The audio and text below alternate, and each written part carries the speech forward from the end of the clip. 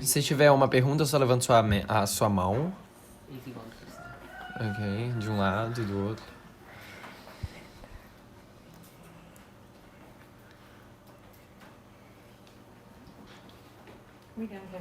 A gente não tem que saber isso daí palavra por palavra, a gente só tem que entender o princípio, linha sobre linha. É a pergunta, né? Então a pergunta é, a gente precisa saber todas essas coisas, palavra por palavra? Eu diria que a resposta simples seria o mais perto quanto, mas tem um reconhecimento que não todos nós pensamos da mesma maneira, não pensa da mesma maneira. Mas eu acho que a coisa mais importante é a gente entender os princípios, a gente entender os princípios que suportam esses pensamentos, essas ideias. Eu acho que se uma pessoa não está familiarizada com os detalhes disso, eles deveriam pelo menos estar familiarizados com as passagens bíblicas, que a gente tira a maioria dessas linhas, que a gente, né, tira a maioria dessas linhas. Por exemplo, o Clamor da Meia-Noite. É muito raro que a gente volta para Mateus 25 e lê aqueles 13 versos, mas vem de lá, entendeu? Mateus 25, para entender qual é o contexto da parábola das 10 virgens, qual é o contexto, porque é disso que está falando ali, sobre um clamor da meia-noite. Porque quando ela faz Mateus 25 e você entende a parábola das 10 virgens, então o que você percebe é que Mateus 25 é apenas uma continuação de Mateus 24. Mateus 24 está... Você pode cortar ali o capítulo em algumas porções, e a última parte de Mateus 24 é sobre dois grupos de pessoas. Então tem dois servos fazendo ali, dois servos no campo, todo esse contexto de ter dois servos, entendeu? E Mateus 25 começa e fala, então o reino do céu será semelhante a dois grupos de servos, os sábios e as tolas, virgens, né? Então se a gente entender essas parábolas, apenas na leitura natural, convencional, isso vai de uma forma bem longa para entender como que essas linhas funcionam e como elas trabalham. Tem um grupo bem no início, a mulher está perguntando, né? Então depois tem um clamor e eles são chamados para sair. Então tem duas saídas, né?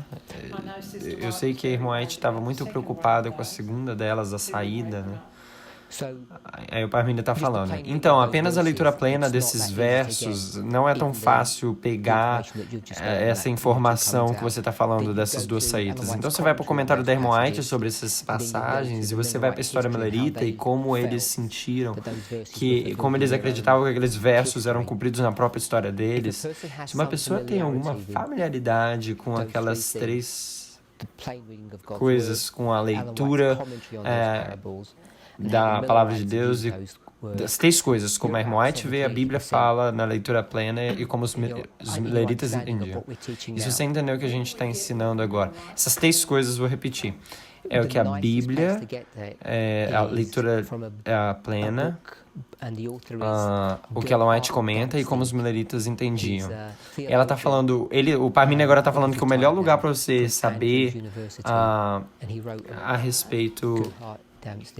ele vai falar o nome da pessoa, presta atenção. Ele está falando do melhor lugar para você pesquisar sobre a história melerita, o livro, ok? G, D-A-M-S-T-E-G-T. É Dangstank, ok? Ele é alemão. Alemão não, Dutch é alemão. Exato, está disponível online, ok? No aplicativo de Ellen White, ok? Se você tem um CD-ROM ali, está disponível no computador, no site. Se você tem um aplicativo no seu celular também, é o livro de uma pessoa chamada Dangstank, se eu não me engano, ok? Se você tem o aplicativo, você tem um livro. Se você não está muito seguro como você usa isso, algum de nós podemos ajudar, entendeu? Esse é um livro que ele recomenda para entender mais dessa época da história melerita. Isso leva, assim, 10 minutos e já pode mostrar. É bem fácil de achar o livro para você, ok? É um lugar bem bom para entender a história melerita. A gente estava falando do Clamor da Meia-Noite, a Tess tem falado, ela tem falado sobre esses dois grupos, essas duas tendas. Toda essa história é fácil, disponível ali, mas apenas uma ideia completa do Clamor da Meia-Noite, você volta para a história original, a parábola de Mateus 25, tem dois grupos ali, as tolas e as prudentes. Eles não são os únicos dois grupos, tem outros dois ou três histórias de grupos, de dois grupos ali em Mateus 24. Duas ou três histórias de dois grupos no final de Mateus 24. Porque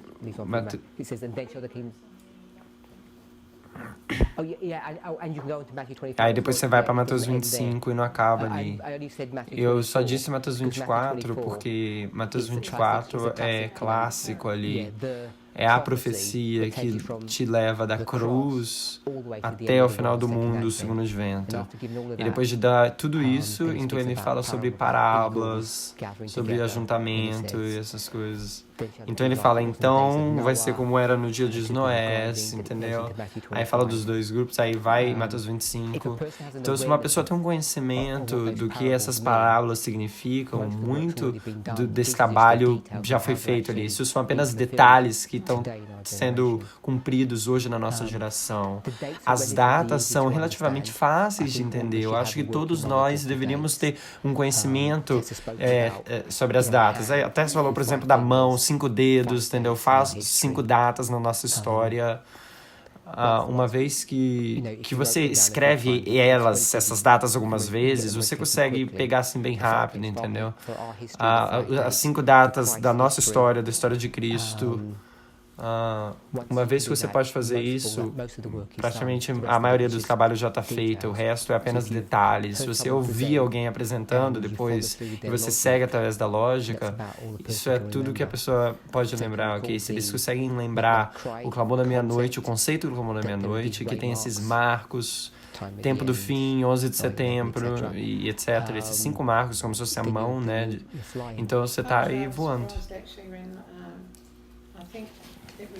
Eu acho, a mulher está perguntando, eu acho que foi a Tess que estava...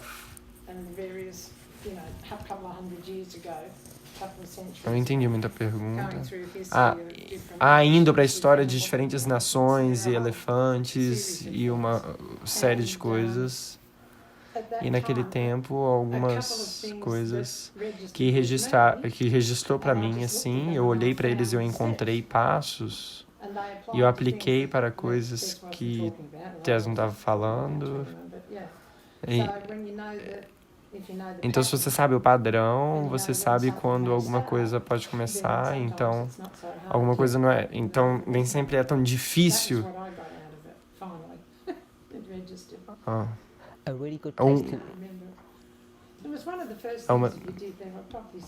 Ela tá falando que foi uma das primeiras coisas que a Tess fez.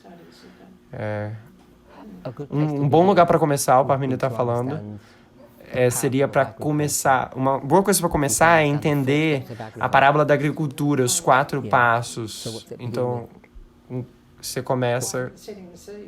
Então, antes de semear, o que você tem? Você tem um campo para lavrar. Então, você lavra, depois você semeia a semente, e aí vem a chuva temporã, a chuva serôdia, então você é colhido. Uma vez que você pega esses 4 períodos de tempos, esses 4 passos, tudo ali cai em lugar, entendeu? É bem simples. Não é o único modelo que a gente usa, mas é o que faz a maioria dos trabalhos pra gente. A maioria desse trabalho que tem feito aqui é usando esse modelo de agricultura.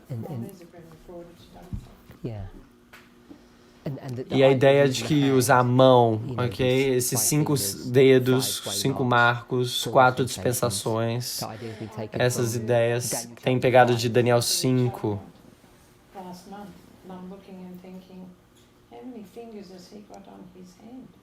Eu não consegui entender direito.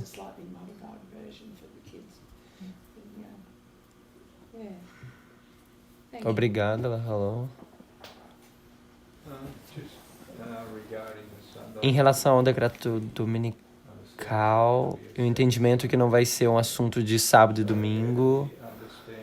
Então, como que a gente entende Apocalipse 13 em relação a receber a marca da besta? como que é esse fator da marca da besta? O que eu tentei fazer quando a gente olhou para a história milerita e a gente desenhou a linha de reforma deles, que aquela primeira história que Cristo deveria ter vindo em 1863, naquele período, mesmo naquela história, ela está falando sobre a marca da besta sendo a guarda ao domingo. Então, mesmo naquela primeira história, ela está conectando o sábado como sendo o selo de Deus e o domingo é a marca da besta. Ambos são um símbolo dos dois poderes. Mas, naquela primeira história, mesmo que a marca da besta seja isso, né? Eu quero separar a ideia da marca da besta dos pecados de Babilônia. Então mesmo que marca eles, ou é um símbolo deles, não é o pecado que os Estados Unidos está praticando. São dois assuntos separados. Então você tem os pecados de Babilônia, que naquela história ela descreve como o assunto da escravatura. Eu acredito que através daquela história você consegue ver como o colonialismo e alguns assuntos, mas ela foca no problema da escravatura e ela separa isso ela separa o pecado dos Estados Unidos da marca da besta. Se torna dois assuntos. Na história de 1888, ambos a marca da besta e o pecado dos Estados Unidos era sobre o mesmo assunto. Então eu acredito que você pode separar isso. Eu quero adicionar um pouco a isso. Então a gente falou sobre a marca da besta. Se a gente vai fazer um assunto sobre o que é a marca da besta, a primeira coisa que você tem que fazer é estudar a besta, né? E quando fala da imagem da besta, a imagem para a besta, a marca da besta, e a gente realmente, normalmente a gente negligencia o que é a besta. Então a gente tem que fazer um estudo do que é a besta. Um estudo casual seria que se você vai para esse diagrama aqui, isso diria Roma Papal, e pega Roma Papal como toda a entidade ali, mas a gente sabe que isso não é Roma Papal, toda a entidade. O papado é apenas essa pequena cabeça aqui, que tira 3 dos chifres, e de fato essa besta aqui é a mesma que essa besta aqui, é o mesmo animal, é apenas perdeu esses 3 animais aqui, e aí subiu outro. 3 chifres aqui, perdeu e subiu outro. Então, se a gente não está familiarizado com as parábolas, não é tão reto assim, não é tão intuitivo. Mas o que eu quero que a gente veja é que essa besta é a mesma que a de cima ali. Então, quando a gente fala da besta de Apocalipse 13, que é essa daqui, diz bem assim, Roma pagã, mais uma vez. Mesmo que diz Roma pagã, não é tão reto assim, não é tão simples assim dizer. Porque a gente entende que o papado é uma igreja e uma besta na profecia bíblica não é um símbolo da igreja. Então, se a gente pegar essa história aqui, você tem Roma Papal, você tem... Todas essas coisas parecem diferentes aqui, e tudo fala Roma Papal. Então, algumas histórias é fácil de ver, algumas não são. Apocalipse 17, por exemplo, você pegou uma mulher dirigindo a besta, e te fala o que é a besta. Se você for para o Apocalipse 17, verso 1, 2 e 3, em fato, se a gente abrir lá, Apocalipse 17, 1, 2 e 3, porque eu acho que isso se torna um assunto onde as pessoas não estão tão claras. Você foi para Apocalipse 17, verso 1, Apocalipse 17, 1, a última parte do verso diz: vem mostrar-te a condenação da grande prostituta que está sentada sobre muitas águas. Então, tem uma mulher que está sentando nas águas. Então, essa mulher aqui, ó, nessa figura aqui do diagrama. Então, se você perguntar para a maioria das pessoas o que são essas águas, eles vão pular para qual verso? Eles sempre vão pular para o verso 15. Eles vão pular para o verso 15, que é o texto prova para isso. E disse-me, as águas que vistes onde se assenta a prostituta são povos, e multidões, e nações, e línguas. Então, o texto prova direto disso, que fala que são as nações da terra. A gente poderia ir para Números, eu acredito que é 23 ou 25, eu acho que é 23, eu não lembro qual verso. E te fala que a igreja de Israel não era para ser considerada ou numerada com as nações. Então, essas nações são todas as nações do mundo, exceto Israel moderno. A gente chamaria isso de Babilônia.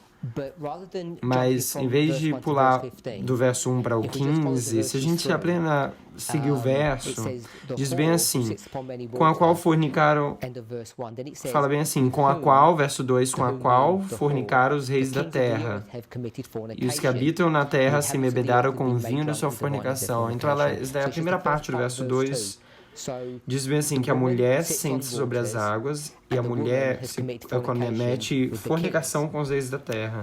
Verso 3. Ele é levado ao deserto e ele vê uma mulher, a mesma mulher que está sentada sobre uma besta de cor escarlata. Estava cheia de nome de blasfêmia e tinha 7 cabeças. Então essa é a besta que ela tá sentada aqui no verso 3. Então se você vai... Vem o verso 1, 2 e 3, é apenas uma repetição e ampliação da mesma história. Essa mulher está citando em alguma coisa em cada um desses 3 versos. No verso 2 não está dizendo que ela está sentando, está dizendo que ela está cometendo fornicação, ela está tendo relacionamento com esses reis. Então, verso 1, ela está sentando em águas, verso 3, ela está sentando na besta. Então, se você bota esses 2 versos juntos, as águas se iguala a besta, é a mesma coisa. Então você pode fazer texto prova disso bem direto. E verso 2 está no meio ali. E o que significa para essa mulher para sentar nessa besta vai definir quem é essa besta, que são esses reis. A gente pode ir para outros versos para provar isso também, se a gente quiser marcar quem são as 7 cabeças, quem são os 10 reis, mas essencialmente são os reis. Então, estou dizendo que o verso 1 ela senta em águas, verso 2 ela faz relacionamento com os reis da terra, e verso 3 ela está sentada numa besta. Então, todos os 3 versos são diferentes representações do mesmo fenômeno. A gente sabe que reis, eles regem nações, línguas e povos, isso é no verso 15. Então você consegue mostrar que o verso 2 é o mesmo relacionamento.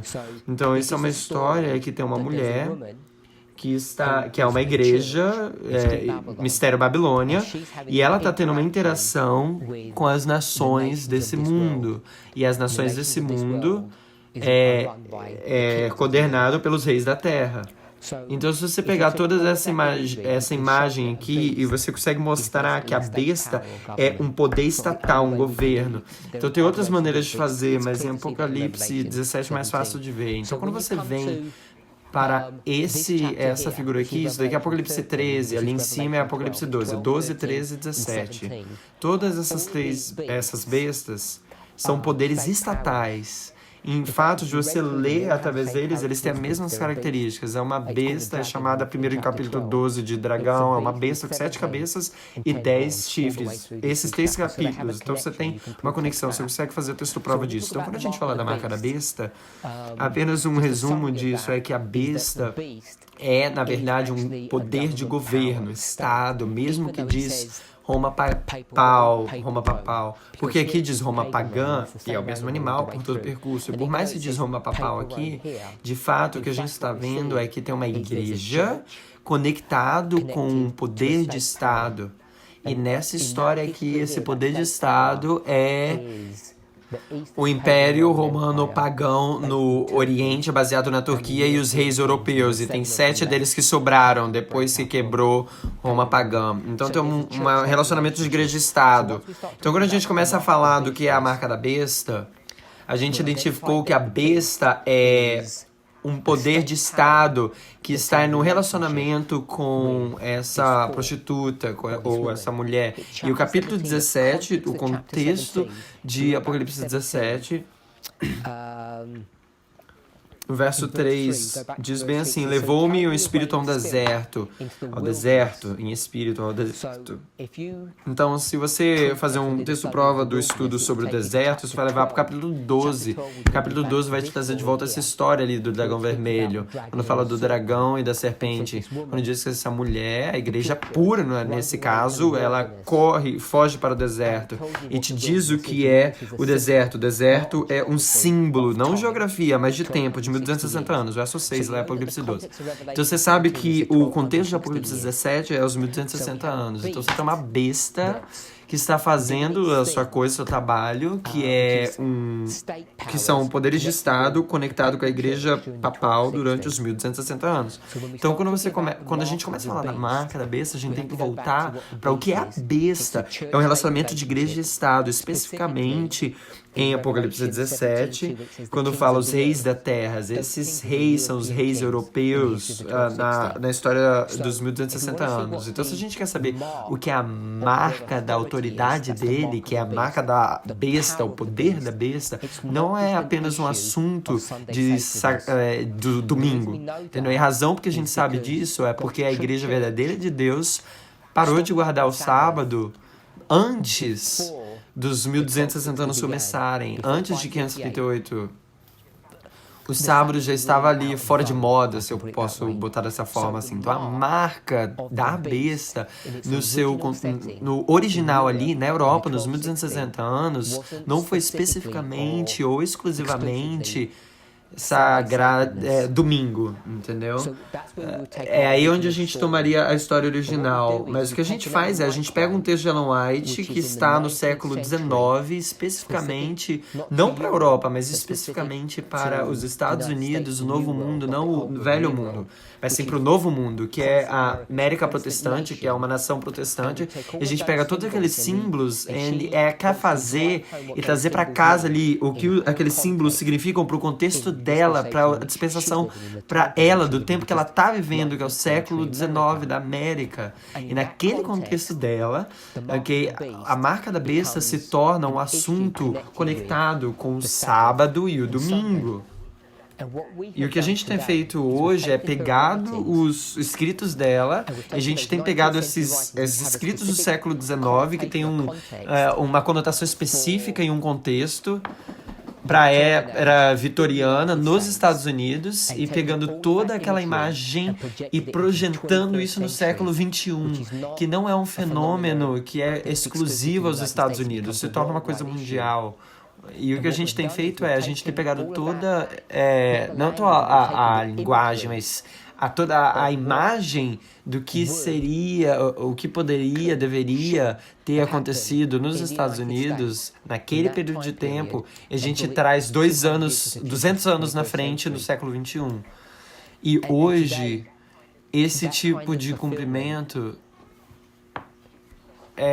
não é sustentável, entendeu? Quando você vê como é que o mundo se parece hoje, naquela era, o mundo era ao redor da América, a gente poderia dizer, da Terra Gloriosa, mas não trabalha mais dessa forma, não é mais dessa forma. Então, quando a gente começa a falar da marca da besta e o que significaria pra gente hoje, mesmo que isso significou a sagradade, o domingo no tempo de Ellen White, não necessariamente significou isso durante os 1260 anos da Era Escura, que a marca da autoridade da besta foi a habilidade de controlar a vida de uma pessoa em todos os aspectos da vida. Não era apenas sobre a questão do sábado e do domingo, era de uma forma muito mais compreensível. Era como que a igreja controlava o governo para dizer a todo mundo o que fazer. E se eu posso te voltar para Apocalipse 17, verso 2, porque muitas vezes a gente perde esse ponto. 17, verso 2. Com o qual fornicar os reis da terra. Eu quero sugerir que isso é voluntário. Esse relacionamento é voluntário, esse relacionamento. E aí te diz, e os que habitam na terra se embebedaram com o vinho da sua fornicação. E eu quero pegar que no inglês diz assim, eles foram, dá essa intenção de que eles foram forçados sobre isso. Isso daí é os 1260 anos, que os europeus, os reis europeus, forçaram a população a fazer o que quer que o governo dissesse que eles tinham que fazer isso, em pena de morte e tortura. E a igreja estava controlando isso. Então você tem igreja e governo num relacionamento voluntário controlando as massas. Então, quando a gente traz isso para a nossa dispensação, o período de tempo que a gente está vivendo, você pode ser capaz de pegar um modelo que diz, você está na América hoje, pode ter um assunto de sábado e domingo. Possivelmente poderia ter, mas você não pode pegar esse mesmo modelo e trazer para o Oriente Médio. Ou porções da África, ou a América do Sul, ou Ásia. Eles não têm as culturas. E se eles dissessem, você vai começar a guardar o domingo e profanar o sábado, quem iria se importar no Paquistão? Eles não têm nenhum contexto do que isso significa.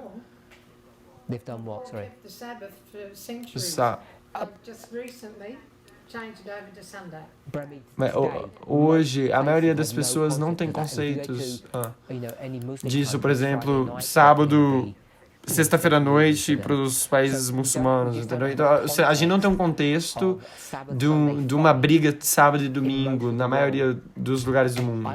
E eu iria argumentar que a gente pode provar hoje que não vai ser o assunto primário nos Estados Unidos. Quando fala que o mundo vai se maravilhar diante da besta em Apocalipse.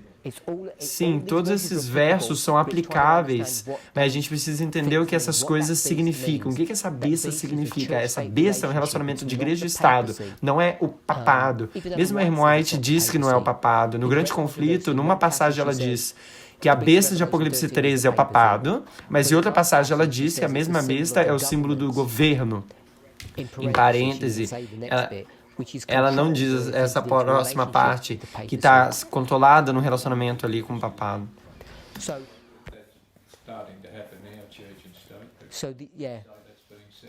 Então a imagem da besta é... A palavra imagem significa como se fosse cópia. É uma cópia. A imagem da besta é a cópia dos 1260. Então quando você vê os 1260, você vê que vai ser copiado no dia hoje. Esse relacionamento de igreja e Estado, que foi bem longe de um assunto de sábado e domingo, se torna um fenômeno mundial. Então a imagem da besta é uma cópia da besta. E eu acho que é certo dizer que se você voltar para os 1260 anos, a besta, aqueles governos, eram os governos europeus. E hoje os governos não são os governos europeus, são os Estados Unidos. É por isso que a gente já está começando a ver uma fragmentação da União Europeia, e porque a ONU não tem nenhuma força. A América simplesmente faz o que ela quer, entendeu? Simplesmente faz o que quer, ninguém para, entendeu? Os Estados Unidos. Então, a imagem da besta é uma cópia do que isso se pareceu anteriormente. Não é a Europa que está fazendo, é os Estados Unidos hoje. A marca da besta vai ser a mesma dinâmica do que foi nos 1260. Esse relacionamento de igreja e Estado que vai estar controlando a vida das pessoas e direcionando como eles deveriam se comportar. Tudo como a igreja local...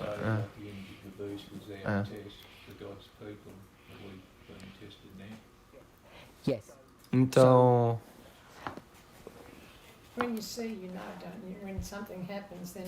quando alguma coisa acontece, então de repente vai ser claro, ela está fazendo. A gente já sabe o que foi, ela vai ser bem clara a dizer. Eu acho que foi nos últimos eventos finais, 227, eu acho. Ela diz que o Senhor claramente me mostrou que o grande teste para o povo de Deus, a imagem da besta, vai ser estabelecido antes do fechamento da Porta da Graça. E o fechamento da Porta da Graça é Daniel 12, verso 1. E o grande teste é Daniel 11, verso 41, decreto dominical. A imagem da besta é o teste do decreto dominical. Isso é simples como é ali. O que a gente fez no nosso movimento, porque eu não sei se a gente pegou esse ponto importante, que a cruz aqui só pode ser vista de um nível de fractal, não apenas para a linha de Cristo, mas também para a nossa história. Você não vê na linha dos 144 mil, você só vê isso na linha dos sacerdotes, que se torna visível ali.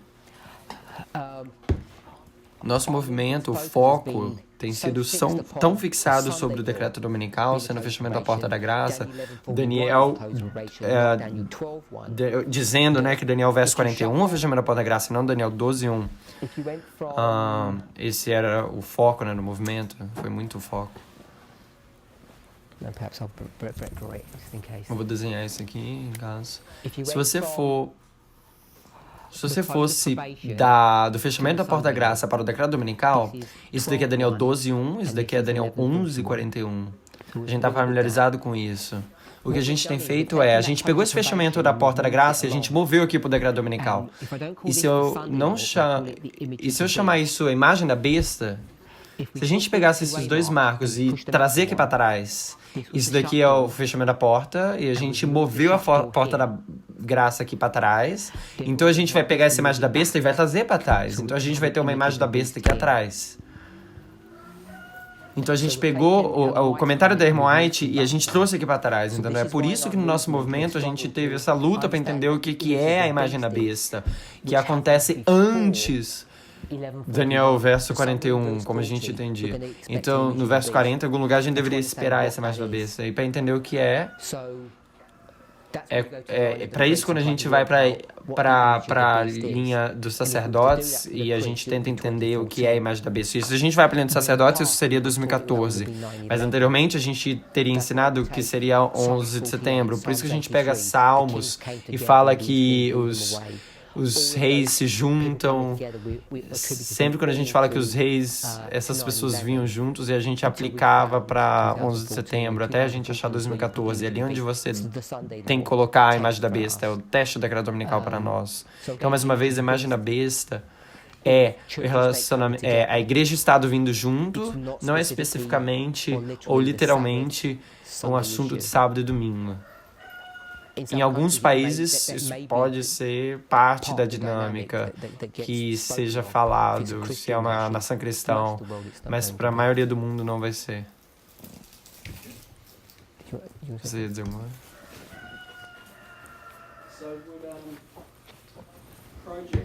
Então, sobre o projeto Blitz, e a imagem da besta, isso é a igreja ou legislação fazendo o governo empurrar a narrativa deles nas pessoas. Então eu sei que isso não foi 2014, isso não é a implementação disso, o projeto Blitz, ok? B-L-I-T-Z. O Parmino falou, não sou esperto no projeto Blitz.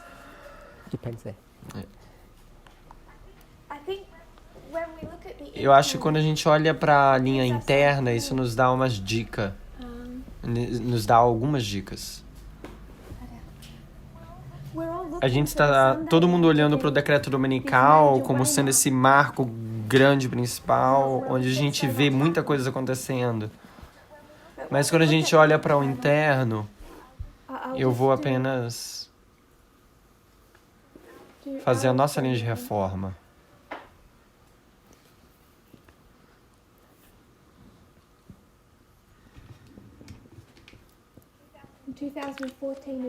E 2014 é o marco do meio ou meia-noite ou decreto dominical.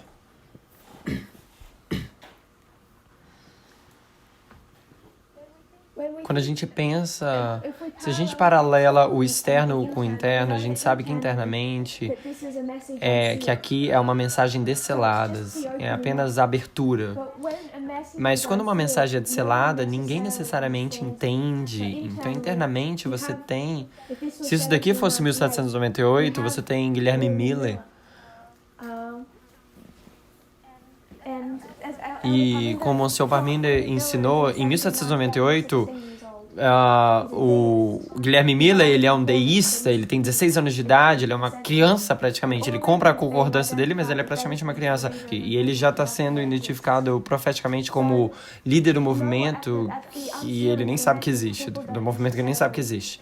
Então, no descelamento da mensagem, as pessoas não necessariamente entendem essa mensagem ainda. Vai ter um aumento de conhecimento e vai ser formalizado. Então, internamente, em 2014, você não tem necessariamente, você não vê muito do que vai vir ali. É apenas a abertura ou os primeiros passos do que está vindo internamente na nossa mensagem. Então, se a gente pega isso daqui na nossa história, aqui, para Donald Trump e as igrejas evangélicas, a gente consegue entender o que acontece em 2014 no Partido Republicano, mas mesmo o Partido Republicano e Donald Trump e Jerry Falwell Jr. não sabem o que eles estão fazendo, eles não veem ainda. Eles vão ter o próprio aumento de conhecimento em 2016. E tudo que eles querem fazer é entre as igrejas evangélicas e Donald Trump está ali de uma forma numa cápsula ali. Então, em 2018, isso vai aberto ali. Você tem o Project Blitz como um deles e tem outros problemas, outros assuntos em relação à Corte Suprema. Outros assuntos acontecendo. Então, eu acho que algumas vezes a nossa expectação desse marco, a gente espera para ver tudo aqui, quando realmente, internamente e externamente, isso é o começo do que vai desenvolver. E o perigo de não saber a história disso é que o Adventismo está tudo esperando por esse evento grande, assim. E externamente, eles não vêm até o alto clamor. Então, todo mundo vê que isso tem sido um evento majoritário grande. Eu acho que é o mesmo com que a gente tem visto que internamente, é o mesmo externamente. Mesmo que interno ou externo. Qual foi essa pergunta mesmo? Original? Projeto Blitz. Então, a gente está vendo mais e mais claramente. A gente consegue voltar e ver que começou aqui, atrás. Mesmo que as pessoas que conduziram não estavam vendo. Quando a gente vai para o modelo da Segunda Guerra Mundial e a gente está alinhando Donald Trump com a Alemanha, em 2014 Donald Trump não tinha nem começado sua campanha para presidente, mas ele já está no caminho. Ele está no caminho. Isso iria aplicar em 2019. O cara está perguntando, né?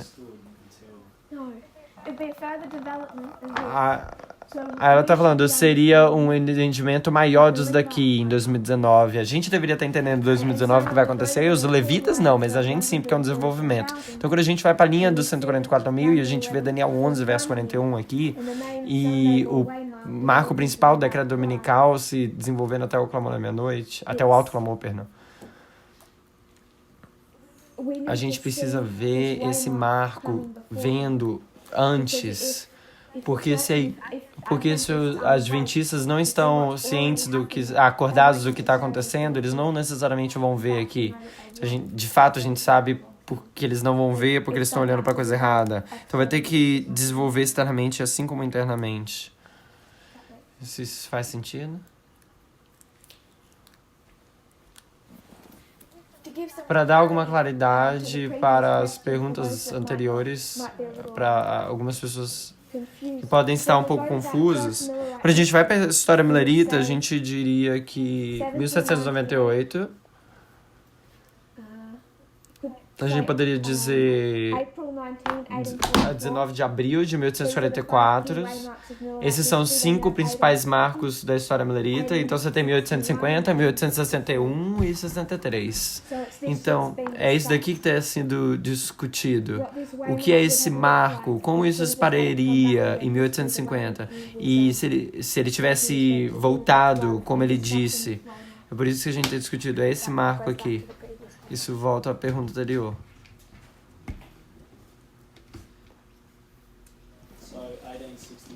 Então, 1861 seria o fechamento da aprovação e 63 seria o segundo advento? É uma pergunta.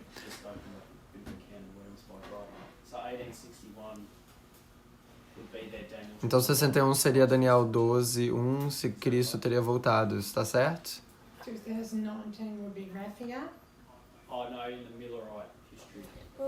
A gente está olhando apenas para esse daqui, a história millerita, porque a gente disse que 22 de outubro era um fractal, como a cruz. Então, outubro Fractal é uma palavra chique, simplesmente para dizer que é como se fosse assim, é o primeiro grupo, é uma parte pequena. Então, o fechamento da porta é 22 de outubro, mas você sabe que depois de 22 de outubro, eles vão criar o diagrama de 1850 e vão para o mundo. Então, se eles vão para o mundo em 1850, você sabe que 22 de outubro não foi Daniel 12:1. Isso faz sentido? Um,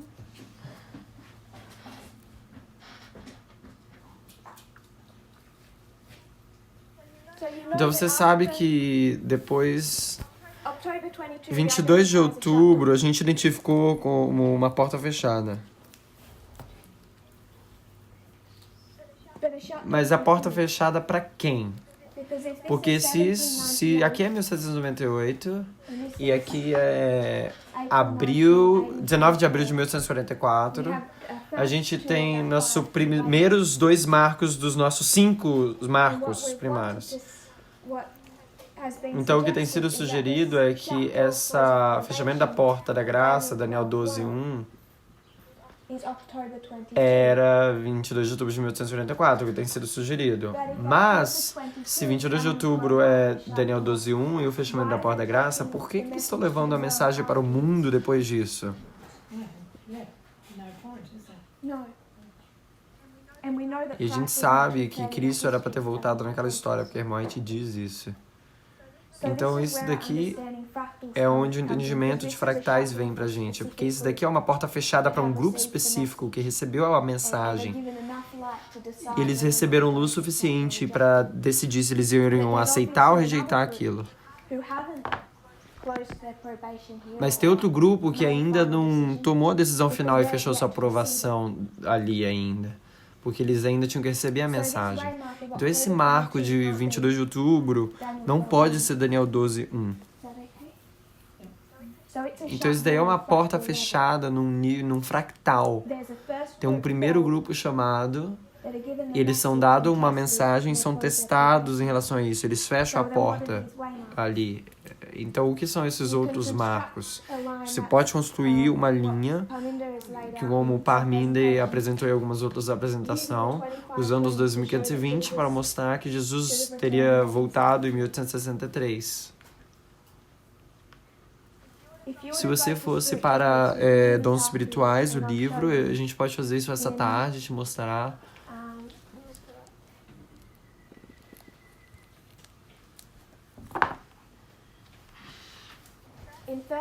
No primeiros dons espirituais, isso também está em primeiros escritos. Começa com a queda de Satanás e através dos títulos dos capítulos ela vai da queda de Satanás para o primeiro advento.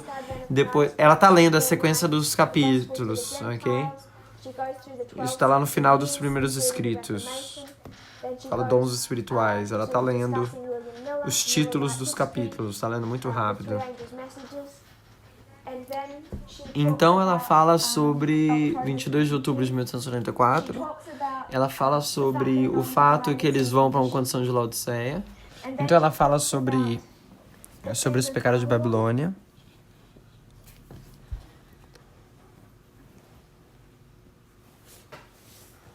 Então ela fala sobre o alto clamor. Então ela fala sobre a história milerita, 22 de outubro, eles vão para a condição laodiceana. Então tem os pecados de Babilônia, tem o alto clamor, o fechamento da aprovação, o fechamento da porta da graça, o tempo de angústia de Jacó. Então isso daqui é o tempo de angústia de Jacó. Então o segundo advento.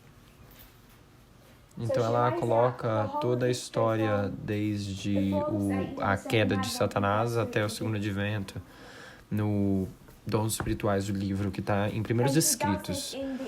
Então ela faz isso, escreve ali no final ali de 1850. Então isso daí é escrito nos anos 50, 1850, quando ela coloca esses títulos. Então a gente identifica que Jesus era para ter voltado nessa geração e ela diz isso. Então, quando a gente vai para a história dos pecados de Babilônia, ela diz que os pecados de Babilônia é o pecado dos Estados Unidos. Ela diz que os Estados Unidos têm um copo e aqui esse copo está agora cheio. Então ela disse que os Estados Unidos tinham um copo que a gente sabe que é o tempo de graça e quando o copo está cheio, está prestes a ser julgado. E ela cita Apocalipse 18 e diz que eles vão fazer os Estados Unidos beber 2 vezes. Ela vai beber 2 vezes o que quer que esteja nesse copo, e o que quer que esteja nesse copo que está cheio é o copo da provação dela, é o pecado dela. E através daquele capítulo dos pecados de Babilônia, ela está discutindo o pecado de escravatura. Então, essa história aqui é tudo sobre escravatura. Então, ela vai falando de Guilherme Miller até 22 de outubro. Ela fala sobre os pecados de escravatura, então, autoclamor, então, o fechamento da aprovação, o templo de Jacó, e tudo se encaixa, teria sido cumprido perfeitamente nessa história. No grande conflito, ela está pegando esse conceito do pecado de Babilônia e escravatura, e esses capítulos que eles não estão mais falando sobre escravatura, agora estão falando sobre o decreto dominical, né, no grande conflito. Então ela tem dois modelos totalmente diferentes.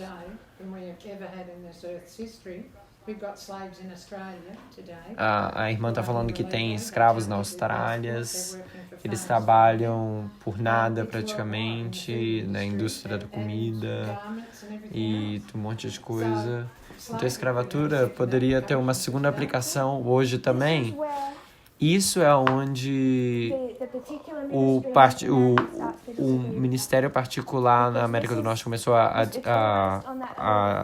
desacordar, não ter concordado. Isso é tudo baseado numa linha de reforma. Eles discordam desse assunto, que é o mesmo assunto que a gente fala sobre rebelião no céu e a rebelião agora, e a rebelião que ocorre antes da cruz. É tudo sobre organização, é tudo sobre igualdade.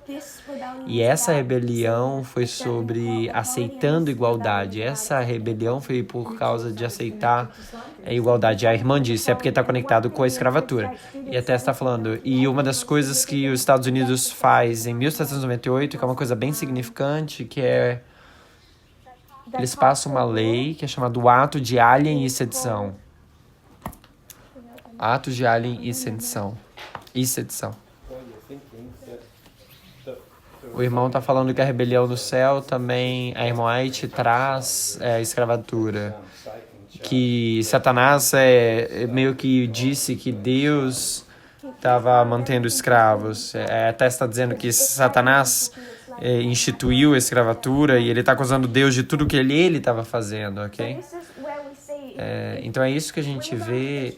Se a gente vai construir essa linha de reforma, como isso deveria ter sido na história milerita, esse marco que a gente chama de decreto dominical tinha todo um cenário diferente. Isso daqui é 1850.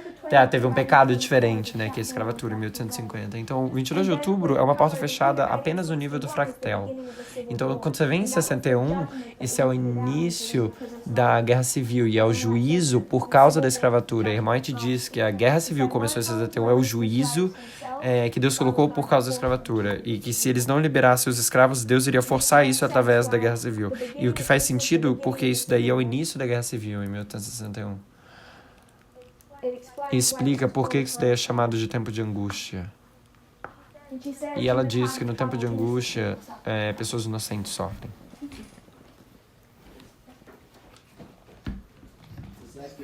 Isso seria uma dica do que seria as pragas caindo, e até disso é muito mais normal do que a gente pode esperar. Ele tá falando, por mais que isso pode ser uma história de falha, parece que tem alguma coisa que a gente pode pegar disso daí. Não tô entendendo muito a pergunta dele.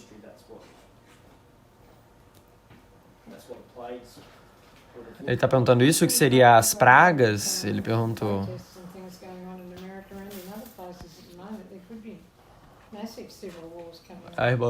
A Tess tá falando, eu acho que o que a gente encara que é mais seguro e mais tenebroso é uma guerra de informação, de forma que faz a nossa história mais fácil e faz mais perigoso.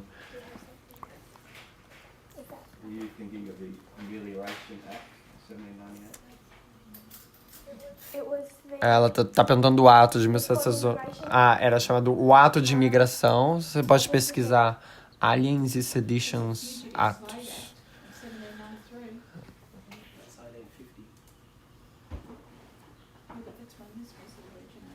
São 4...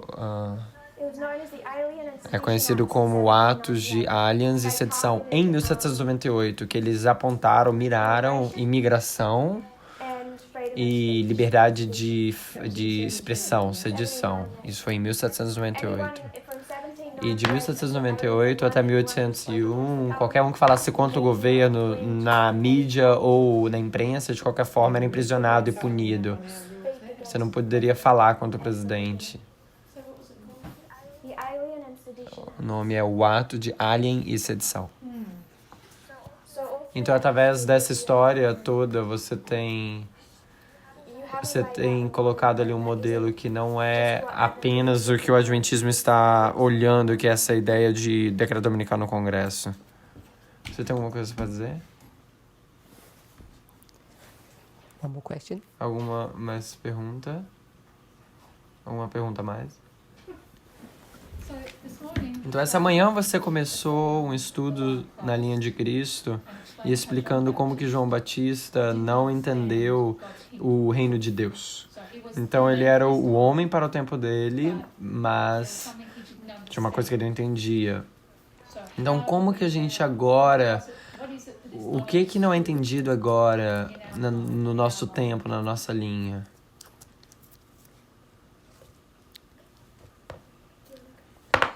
O decreto dominical. João Batista, a mensagem de João Batista era idêntica à mensagem da igreja. A única diferença entre eles era porque ele disse que o tempo está cumprido. Então, a única coisa que ele traz para a mesa é o assunto de tempo. Daniel 9. Daniel capítulo 9. Então, em 1989, o ancião Jeff é levantado, ele vai dar a mesma mensagem que a igreja dá, que vai ter um decreto dominical literal. E a única diferença entre a mensagem dele e a mensagem da igreja é que o tempo está cumprido. Por mais que ele não está... Por isso que ele não está confidente para falar sobre tempo. E a razão por isso é porque ele não entende sobre os 2520, é preciso dos 2520 para destravar o tempo. Então, você poderia argumentar, olhando para trás agora, que ele deveria ter empurrado o assunto de tempo, por mais que ele não tinha uma data, de uma forma mais forte. Mas o melhor que ele poderia ter feito, o que ele acabou fazendo, é que a gente tinha eventos que nos trazem, nos conduzem até o verso 41. Então, a melhor maneira que ele poderia fazer, ele estava empurrando o assunto de tempo. E não é até 2005 que a gente pode realmente começar a discutir o assunto de tempo, que é quando a gente pega a nossa linha, a linha dos sacerdotes, e a gente divide em 4 segmentos: o Ará, a chuva temporã, a chuva serôdia. E na nossa dispensação, de 11 de setembro até 2014, isso se torna o assunto de tempo, quando os 2520 está ali naquela história, bem no tempo, bem a tempo. Então, o erro, a misconcepção que a gente tinha no nosso movimento era que a gente tem os mesmos assuntos da igreja, algum tipo de briga do sábado e domingo, que é paralelo ao mau entendimento de que João Batista tinha. E você tem o mesmo problema com os mileritas. De onde que Miller pegou a ideia de que o santuário é a terra? Ele não criou isso. Isso era um entendimento que já tinha da igreja. E ele pegou esse entendimento e seguiu. E mais uma vez, a única diferença entre ele e o resto da igreja era que eles estão falando da purificação do santuário. Está tudo bem lá, mas é tudo um assunto de tempo. Então, ele vai para Daniel 8, Daniel 9, e o resto da igreja vai dizer, eu não sei quando vai acontecer. Então, o tema é repetitivo. Eles têm a mesma mensagem, eles pegaram a mensagem da igreja e é a mensagem errada. E a dificuldade que as pessoas encaram no movimento é que quando a gente critica isso... Por exemplo, o que eu disse soa meio crítico, que eles fizeram um erro, eles não sabiam o que eles estavam fazendo, como poderia ser tão tolo. Tudo soa meio que tô acusando, entendeu? Até você perceber o que eles poderiam ter dito. E quando você substitui o que eles poderiam ter dito, o que deveriam ter dito na história, isso iria soar meio tolo, meio bobo. Você é um judeu, você é um hebreu, e João vai dizer e levantar bem assim, ó, não se importe. O Messias vai vir e vai fazer vocês todos muito felizes para servir o romano. Quem teria aceitado isso? Então, você fala, Miller vai dizer e vai falar bem assim, a história dele, ele vai... E não ia funcionar. E na nossa história também teria o mesmo assunto. Imagina, o senhor Jeff vai levantar e vai falar pra vocês, a gente tem essa grande mensagem para o adventismo, homem e mulher vão ser iguais. A gente vai começar a parar com o racismo. Essa é a mensagem da hora. Ninguém ia ouvir isso. Então eles têm que ter essa mensagem correta. Isso está construído na narrativa da história. Então eu acho que esse erro, eu acho que é esse o assunto que é pontuando o decreto dominical. Então o adventismo foi sempre... Yes. Yeah.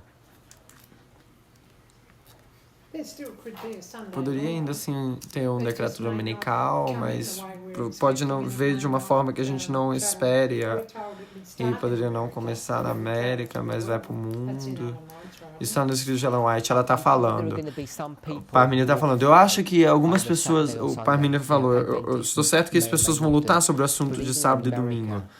Mas mesmo na América você tem muitas informações que o grande teste não vai ser sobre o assunto de sábado e domingo. O assunto já está ali, mesmo para os Estados Unidos.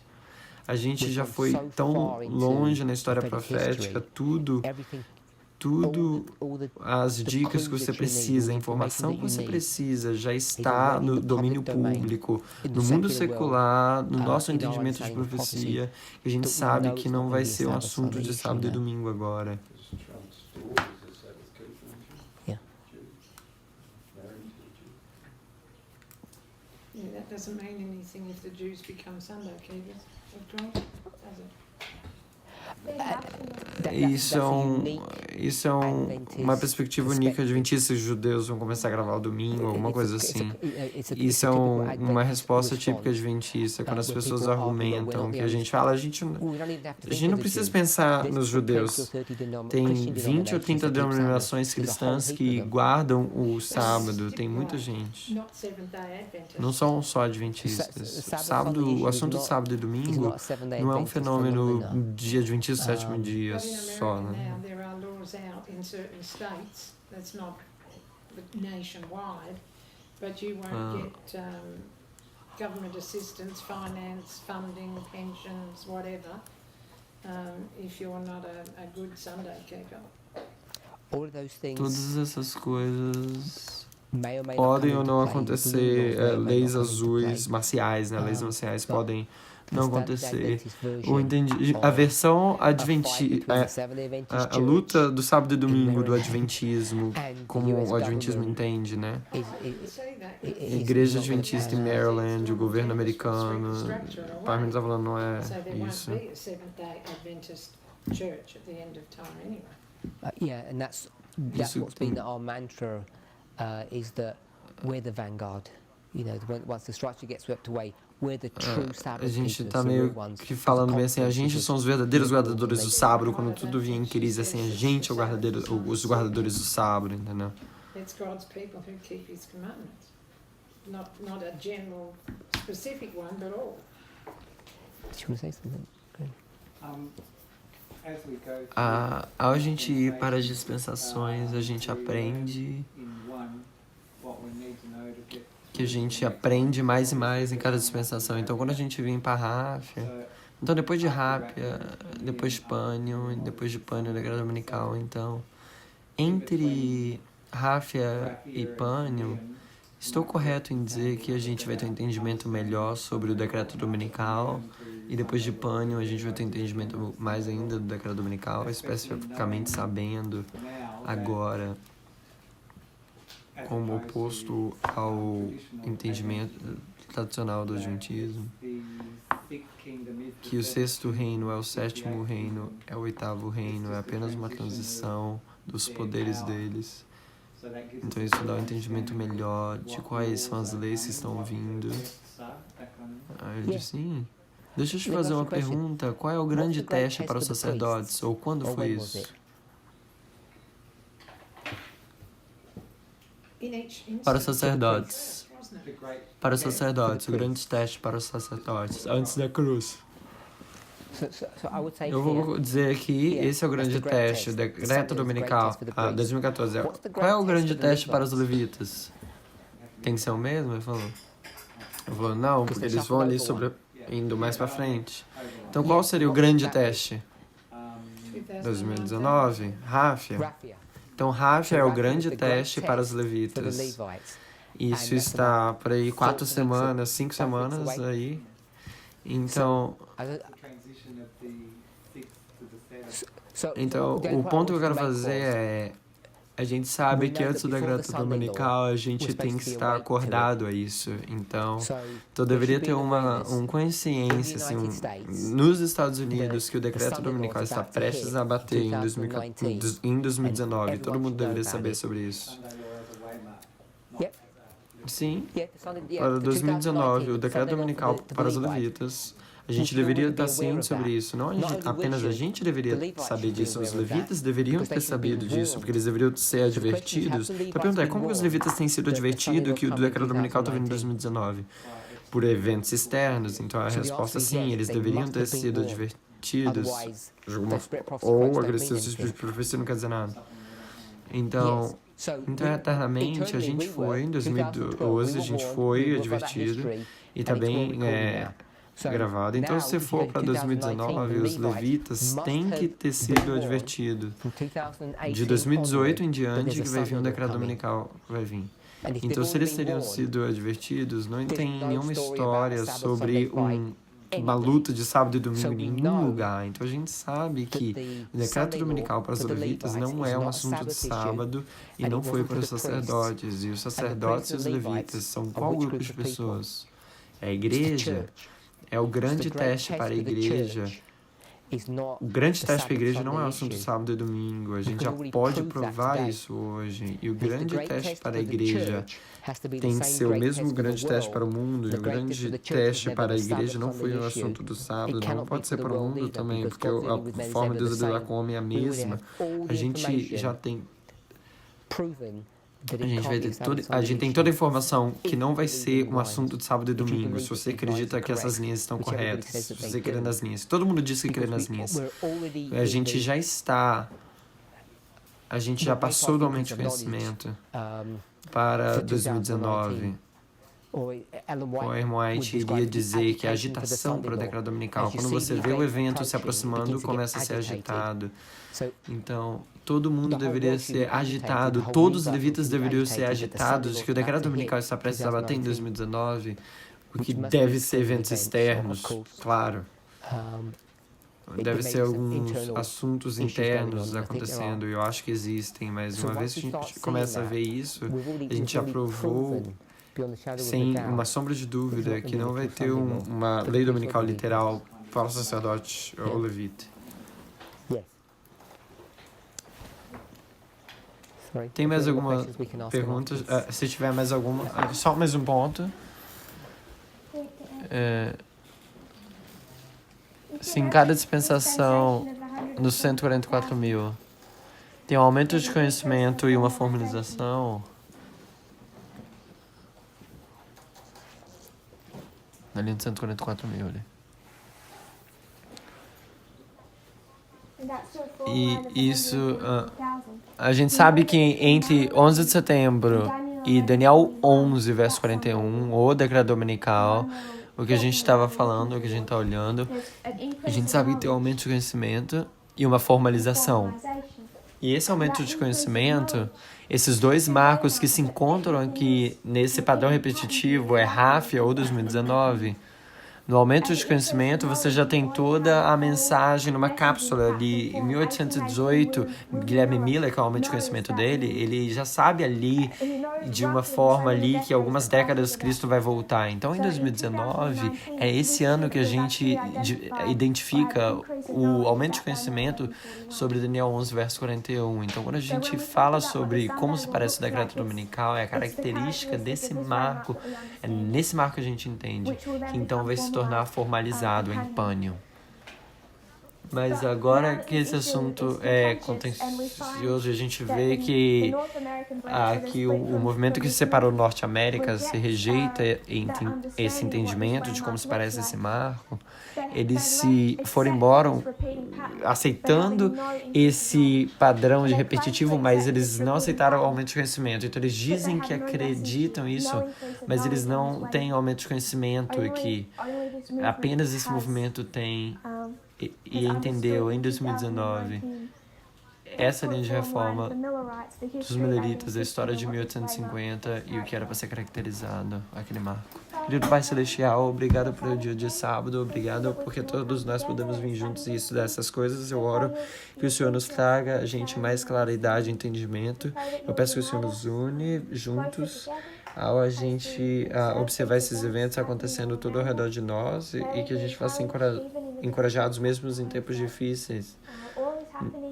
Tudo isso tem acontecido e o Senhor colocou isso profeticamente. O Senhor não faz nada sem avisar antes aos seus servos, os profetas. E mesmo agora o Senhor está nos mostrando o seu amor por nós e nos dando entendimento e o seu poder. E que você pode, de séculos passados, colocar a informação necessária para a gente entender nesse tempo. Eu oro ao Senhor, se eu possa abençoar aqueles que estão indo embora, que você possa dar uma jornada segura e nos traga juntamente mais uma vez em segurança, em nome de Cristo Jesus. Amém.